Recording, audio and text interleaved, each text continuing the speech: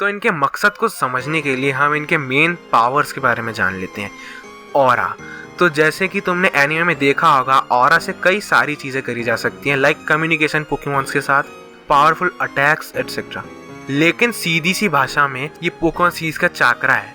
तो जिनको चाकरा का मतलब नहीं पता, तो उसका सीधा सा मतलब ये है कि वो एक नारुतो का पावर सिस्टम है, और उसी तरीके से हम ऑरा को भी एक तरीके का पावर सिस्टम कह रहे हैं पोकेमॉन यूनिवर्स का। ऑरा की मदद से बहुत कुछ कर सकते हैं, like Lucario and the mystery of mu movie में लुकारियो बिना देखे पोकेमॉन की प्रेजेंस को सेंस कर पा रहा था और उनसे लड़ भी पा रहा था। बस इतना ही। एनीमे में लिटरली सिर्फ इतनी ही इंफॉर्मेशन है ऑरा के बारे में। अब इस इंफॉर्मेशन के बेसिस पे ये पता लगाना कि एग्जैक्टली ऑरा क्या है वो थोड़ा मुश्किल हो जाता है, और इसलिए हम इसमें रियल ऑरा के कंसेप्ट को ऐड करते हैं।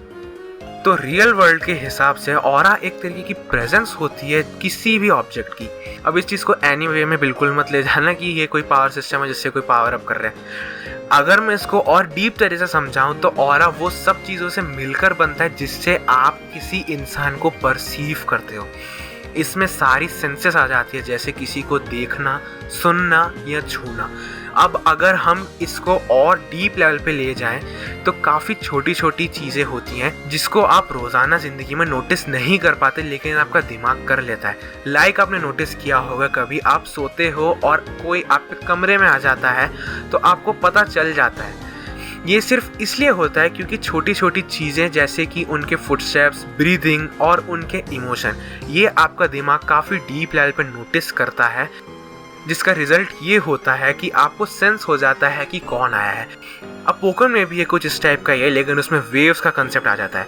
अब देखो, जैसे तुम लोग जानते हो कि हर ऑब्जेक्ट की कुछ ना कुछ वाइब्रेशन होती है जिसकी वजह से वो कुछ ना कुछ वेव प्रोड्यूस करता रहता है, तो ऑरा इन कॉम्बिनेशन से मिलकर बनता है। एक ऑरा यूजर इन वेव्स को सेंस करने की एबिलिटी रखता है काफ़ी डीप लेवल, और इन वेव्स को कंट्रोल भी कर सकता है। लाइक अपने वोकल कॉर्ड की वेव को अपन कंट्रोल कर सकते हैं, उसी तरह इनके पास इतनी नॉलेज है कि इन्हें पता है कि क्या करने से कैसी वेव्स प्रोड्यूस होंगी और उनका क्या इफेक्ट होगा। अब इसको डीप लेवल में लेके जाते हैं, और इसको समझाने के लिए मैं बॉन्ड इवोल्यूशन का एग्जांपल लूँगा। एश ग्रेंजा को तुम सभी जानते हो, और ये भी जानते हो कि वो इवॉल्व कैसे होता है।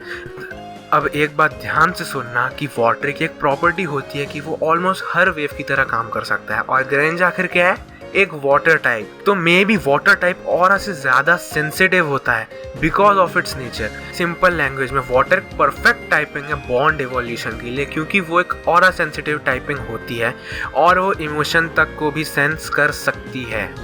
मतलब कि अगर एक यूज़र हो स्ट्रॉन्ग ऑरा के संग और एक वाटर टाइप हो अच्छी ऑरा सेंसिटिविटी के साथ, तो वो बॉन्ड इवॉल्व कर जाएंगे क्योंकि उनका ऑरा कंबाइन हो जाएगा, जिसका मतलब है उनकी प्रेजेंस कंबाइन हो जाएगी।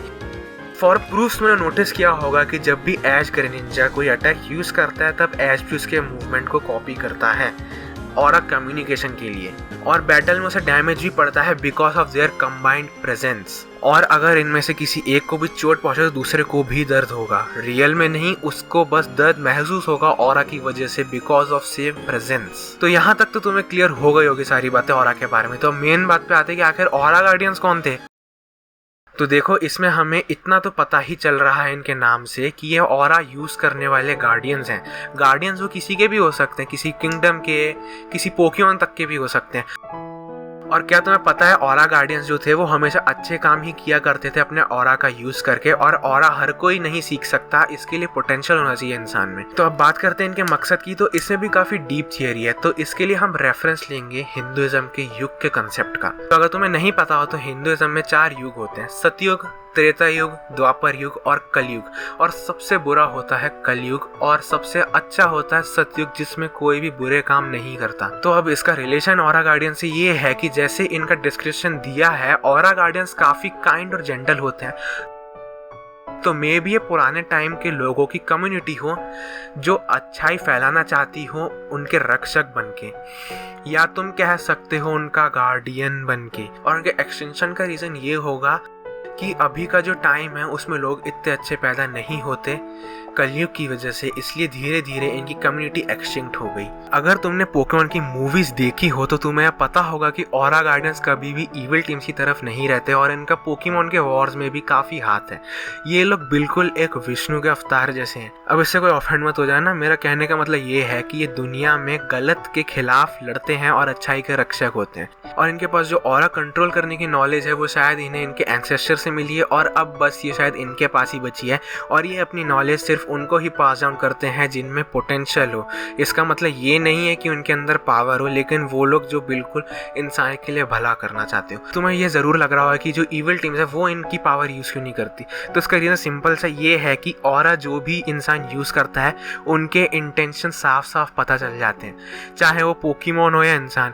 तो इसलिए इविल टीम्स कभी भी इस चीज़ को सीख ही नहीं सकती, क्योंकि ये एक इम्पॉसिबल चीज़ हो जाती है बुरे लोगों के लिए। क्योंकि जो ऑरा होता है वो काम ही इस बेसिस पे करता है कि पोकेमॉन ट्रेनर और उनके पोकेमॉन के बीच का कम्युनिकेशन हो जाता है। और अगर ये लोग कम्युनिकेट करेंगे गलत इंटेंशन के साथ तो कोई पोकेमॉन इनके साथ काम भी नहीं करना चाहेगा। और इसलिए ऑरा गार्डियन कभी भी इंसानियत के लिए बुरा नहीं हो सकता और वो हमेशा इंसानियत के लिए भला ही सोचते हैं। तो इसका कंक्लूजन ये है कि ऑरा गार्डियन अच्छाई के रक्षक होते हैं जो वर्ल्ड में पीस लाना चाहते हैं।